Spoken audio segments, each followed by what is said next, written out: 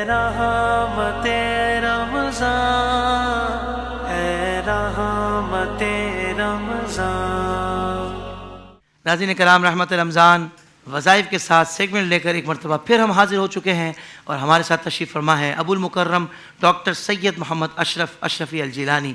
अस्सलामु अलैकुम रहमतुल्लाहि व बरकातुहू। वालेकुम अस्सलाम व रहमतुल्लाहि। हुज़ूर, पहले तो शुक्रिया एक मरतबा फिर आपने इस मुक़द्दस महीने में हमें वक्त अता फ़रमाया, अपनी मसरूफ़ियात में से अल्लाह आपको जज़ाए खैर अता फ़रमाए। शुक्रिया जज़ाक। हुज़ूर, ये सवालात कुछ आपसे करने हैं। पहला सवाल कि तावीज़ात गले में डालने का क्या सबूत है? कुछ लोग कहते हैं कि भाई गले में तावीज़ डालने का क्या सबूत है, आप सबूत पेश करें। मैं चाहूँगा हुज़ूर इस बारे में इरशाद फरमाएं। बिस्मिल्लाहिर्रहमानिर्रहीम।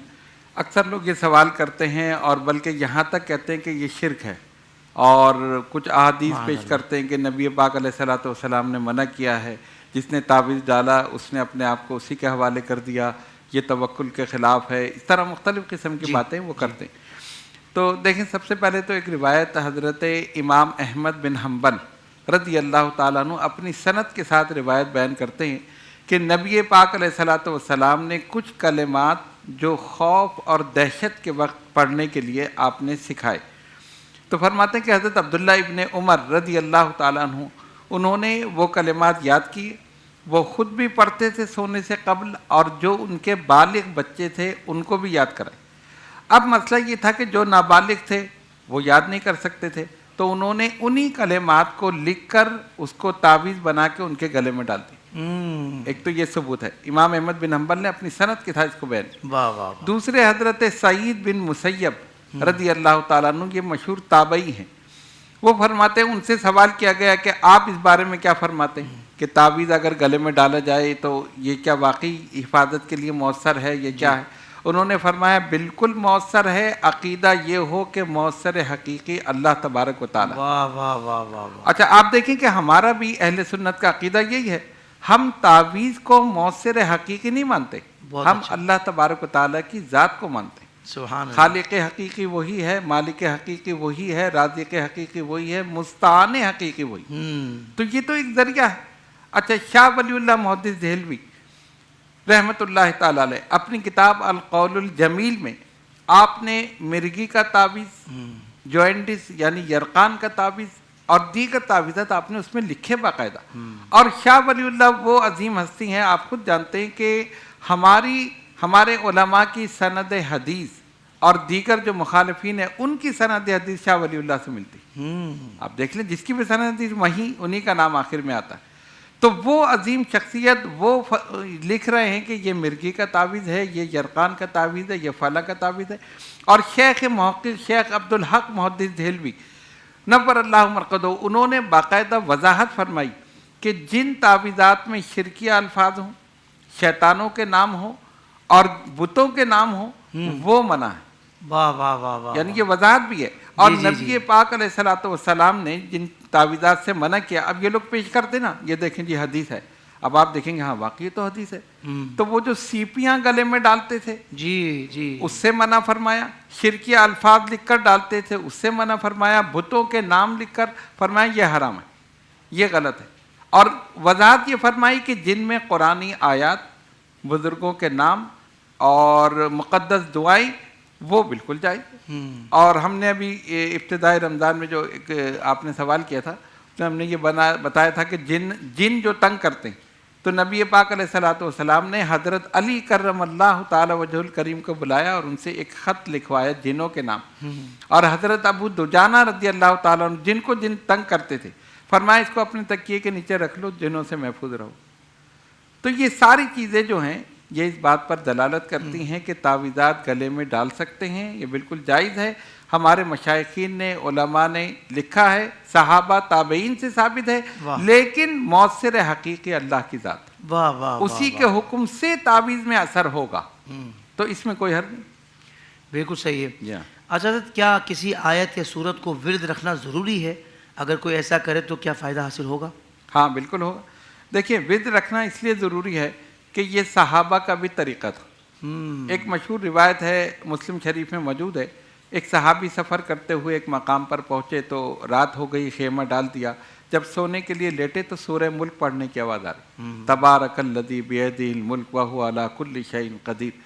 تو اٹھ گئے لیکن نظر کوئی نہیں آیا، تو ساری رات جاگتے رہے، صبح ہوئی خیمہ اٹھایا، پھر سفر پہ روانہ ہوئے، بارگاہ مصطفیٰ صلی اللہ علیہ وسلم میں عرض کی یا رسول اللہ صلی اللہ علیہ وسلم فداک امی و ابی، سارا مسئلہ بیان کیا کہ آواز آ رہی تھی، پڑھنے والا نظر نہیں آیا۔ تو سرکار نے پوچھا کون سا مقام؟ انہوں نے بتایا، فرمایا ہاں وہاں ہمارے ایک صحابی کی قبر ہے، وہ زندگی میں یہ پڑھا کرتا تھا، مرنے کے بعد قبر میں بھی پڑھ۔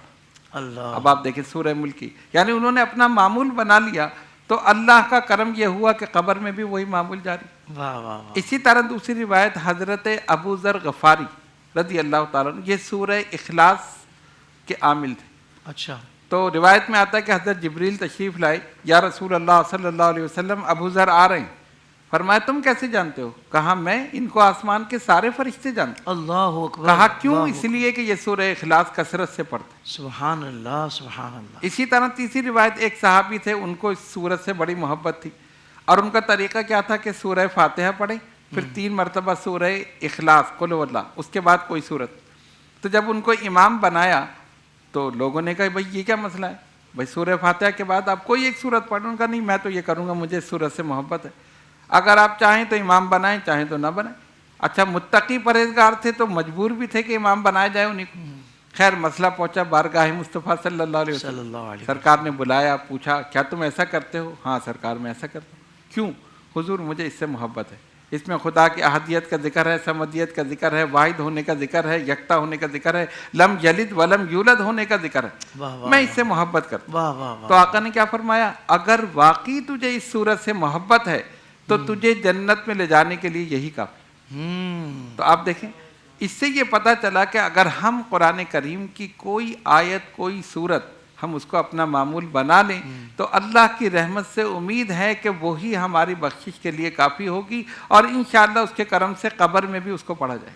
واہ واہ واہ واہ، تو سبحان اسی لیے آپ اللہ۔ دیکھتے ہیں نا بزرگان دین اولیاء کاملین، کوئی سورہ مزمل کا عامل ہے، جیسے اب سورہ مزمل ہمارے خانوادہ اشرفیہ میں بڑی اہم ہے، ماشاء اور ہم سب اس کو پابندی سے پڑھتے ہیں، اور والد صاحب قبلہ دادا حضور یہ سب اس صورت کے عامل رہے۔ خود محدث اعظم ہند علامہ محدث کچوچوی وہ سورہ مزمل پڑھتے، شاہ علی حسین اشرفی میاں ہمشب یہ غوث العظم سورہ مزمل۔ واہ واہ، تو یہ مختلف صورتیں جو ہیں مختلف سلاسل کے بزرگوں نے اپنایا، اس کو معمول بنایا اور استقامت کے ساتھ پڑھا، اور آگے بھی اس کو جاری کیا۔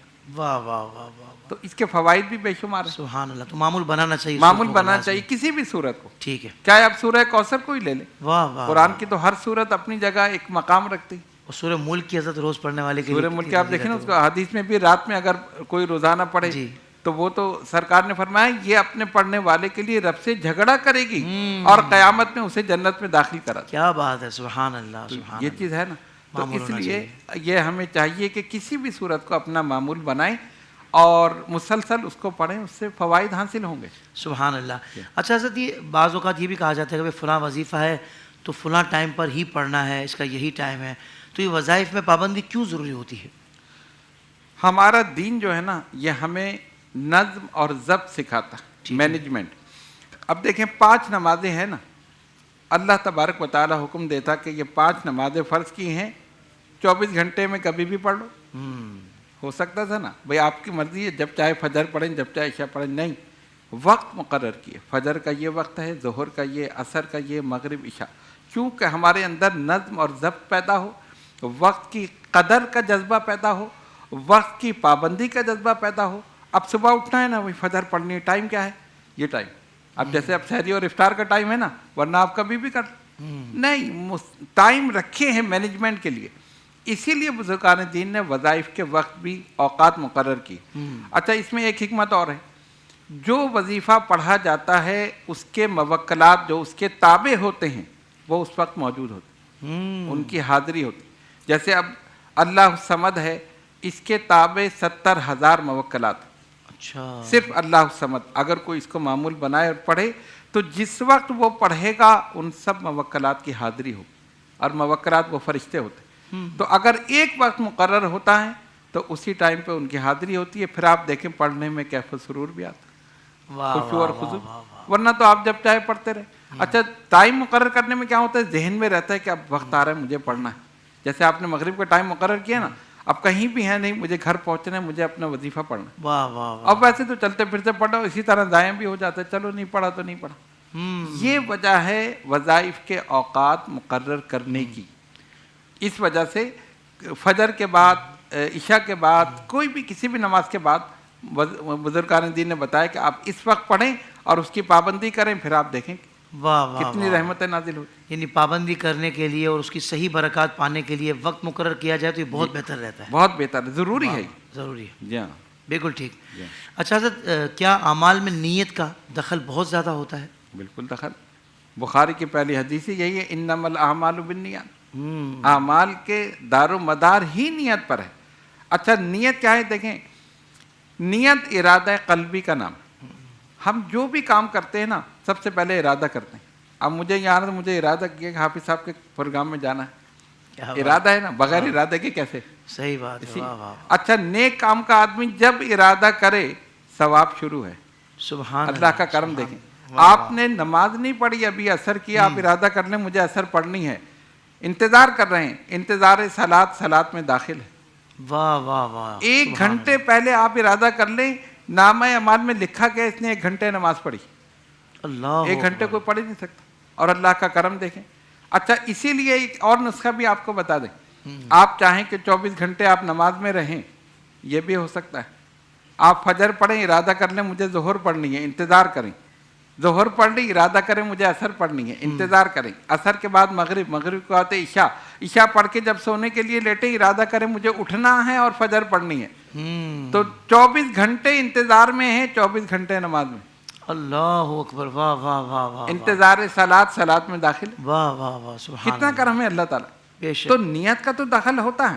اور یہاں پر ایک بات اور کہہ دوں، آپ نے یہ اسلامک ڈیجیٹل اسٹوڈیو قائم کیا جی حضور. کس لیے؟ لوگوں کو نیکی کی طرف راغب کرنے کے لیے، بالکل. لوگوں کو ایک اچھی چیز دکھانے کے لیے. ورنہ آپ دیکھیں نا میڈیا پہ آج کل کیا کیا خرافات ہو رہی ہیں، اللہ مان الحفیظ، جو لوگوں کے اخلاق کو خراب کر رہے ہیں.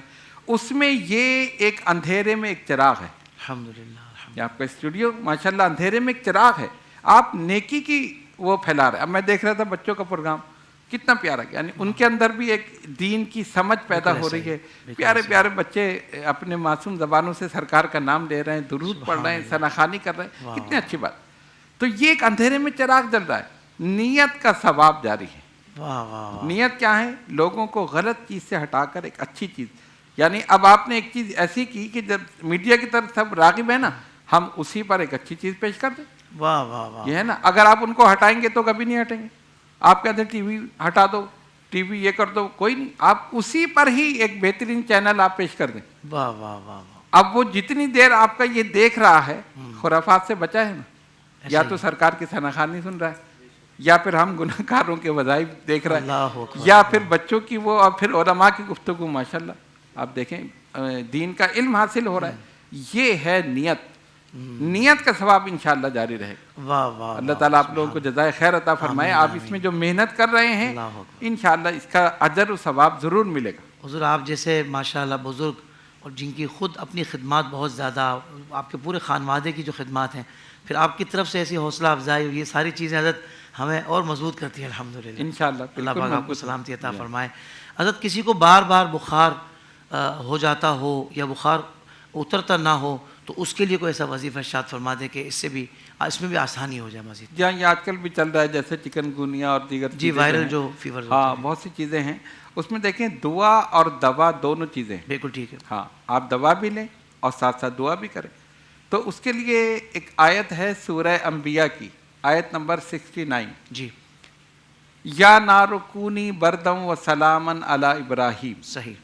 یہ بزرگان دین نے فرمایا اگر کسی کو بخار مسلسل ہے یا اتر کے پھر بار بار چڑھ رہا ہے تو آپ 101 مرتبہ پڑھ کر اس کے اوپر دم کریں، انشاءاللہ بخار اتر جائے. واہ واہ واہ. آسان ہے. سبحان یا اللہ. نار کونی بردم و سلامن علی ابراہیم. کیا بات ہے، کیا بات ہے. تو قرآن میں اثر ہے.